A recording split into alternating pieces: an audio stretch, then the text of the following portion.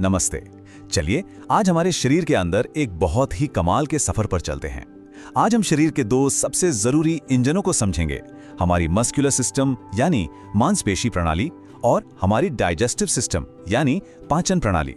तो तैयार हो जाइए इस रोमांचक खोज के लिए। तो चलिए एक जबरदस्त फैक्ट से शुरू करते हैं। पता है हमारे शरीर में कितनी मसल्स होती हैं? 600 से भी ज्यादा, और ये हमारे शरीर के वजन का लगभग 40% हिस्सा बनाती हैं। कमाल है ना? लेकिन सवाल यह है कि ये 600 से ज्यादा मसल्स, ये स्नायु आखिर काम कैसे करती हैं? मतलब हमारी हर एक हरकत के पीछे का सीक्रेट क्या है? आइए पता लगाते हैं। तो सबसे पहले बात करते हैं हमारे शरीर के मूवर्स की, यानी हमारी मसल्स की। आप इन्हें अपनी बॉडी का इंजन समझ सकते हैं, जो हर एक मूवमेंट को पावर देती हैं, पलक झपकाने से लेकर दौड़ लगाने तक। तो ये मसल या स्नायु है क्या चीज? बहुत सिंपल है। ये फाइबर्स का एक बंडल है, मतलब धागों जैसा, जो जरूरत पड़ने पर सिकुड़ सकता है यानी कॉन्ट्रैक्ट हो सकता है, और फैल सकता है यानी रिलैक्स हो सकता है, और इसी से मूवमेंट होती है। अब देखिए सबसे मजेदार बात यह है कि मसल्स कभी अकेले काम नहीं करती, ये हमेशा जोड़ियों में यानी पैर्स में काम करती हैं। जैसे इस डायग्राम में देखिए, जब हाथ ऊपर उठाना होता है तो बाइसेप मसल सिकुड़ती है, कॉन्ट्रैक्ट होती है, और जब हाथ सीधा करना होता है तो वही मसल रिलैक्स हो जाती है और दूसरी मसल काम करती है। एक सिकुड़ता है तो दूसरा फैलता है, बिल्कुल टीम वर्क जैसा। पर एक मिनट, क्या हम अपनी सारी मसल्स को अपनी मर्जी से कंट्रोल कर सकते हैं? चलिए देखते हैं, क्योंकि यहाँ एक बहुत बड़ा फर्क है। तो देखिए, दो तरह की मसल्स हैं। एक है वॉलंटरी मसल्स यानी ऐच्छिक स्नायु।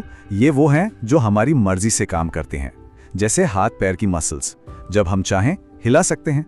दूसरी तरफ हैं इनवॉलंटरी मसल्स यानी अनैच्छिक स्नायु।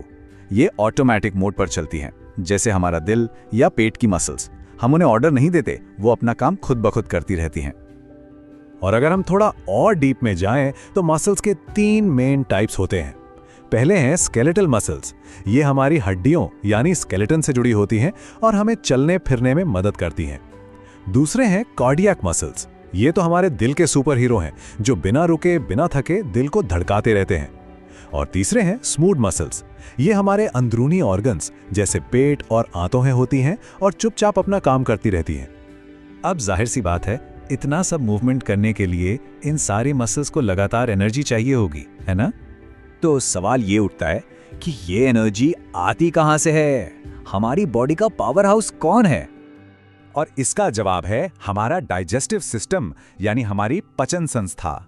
जी हाँ, यही है हमारी बॉडी का असली पावर प्लांट, जो खाने को एनर्जी में बदलता है। तो डाइजेशन या पचन क्या है?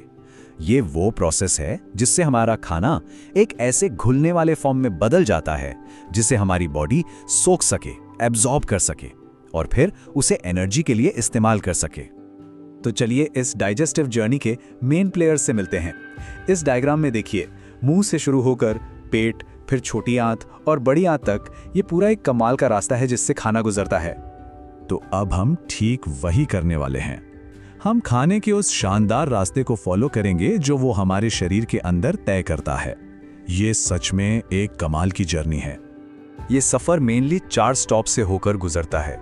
सबसे पहला स्टॉप है माउथ यानी मुंह, जहां से सब शुरू होता है। फिर खाना जाता है स्टमक यानी जठर में। वहां से आगे का रास्ता है स्मॉल इंटेस्टाइन यानी छोटी आंत, और फिर इस सफर का आखिरी पड़ाव है लार्ज इंटेस्टाइन यानी बड़ी आंत। लेकिन इस पूरे प्रोसेस में एक मैजिक इंग्रेडिएंट है, और वो है एंजाइम्स। ये एक तरह के केमिकल हैं जो खाने को तोड़ने वाले रिएक्शंस को सुपर फास्ट कर देते हैं। इनके बिना तो डाइजेशन हो ही नहीं सकता। और ये जादुई एंजाइम्स आते कहां से हैं? ये आते हैं हमारी स्पेशल डाइजेस्टिव ग्लैंड्स से, जैसे कि सैलिवरी ग्लैंड्स जो मुंह में लार बनाती हैं, हमारा लिवर जो बाइल बनाकर फैट को तोड़ता है, और पैंक्रियास जिससे निकलने वाली जूस प्रोटीन और कार्बोहाइड्रेट्स पर काम करते हैं। सब मिलकर टीम की तरह काम करते हैं। अब ये तो साफ है कि इन बॉडी के इंजनों को हेल्दी रखना कितना जरूरी है। स्मोकिंग या शराब पीने जैसी आदतें हमारे डाइजेस्टिव सिस्टम को बहुत बुरी तरह डैमेज कर सकती हैं। इससे उल्टी, जी मचलाना और यहाँ तक कि कैंसर जैसी खतरनाक बीमारियां भी हो सकती हैं। और इसीलिए कुछ खास दिन हमें याद दिलाते हैं कि अपनी सेहत का ध्यान रखना कितना जरूरी है। जैसे 31 मई वर्ल्ड नो टोबैको डे और 7 अप्रैल वर्ल्ड हेल्थ डे। ये दिन हमें अपनी बॉडी के प्रति जिम्मेदार बनने के लिए मोटिवेट करते हैं। तो आखिर में बस इतना याद रखिए कि हमारा शरीर एक कमाल का नेटवर्क है, जहां सारे सिस्टम्स एक साथ मिलकर काम करते हैं, और इन्हें समझना ही इनकी देखभाल करने का पहला कदम है। तो जरा सोचिए, हम अपने शरीर के इन शानदार इंजनों को और बेहतर तरीके से चलाने के लिए आज से क्या कर सकते हैं।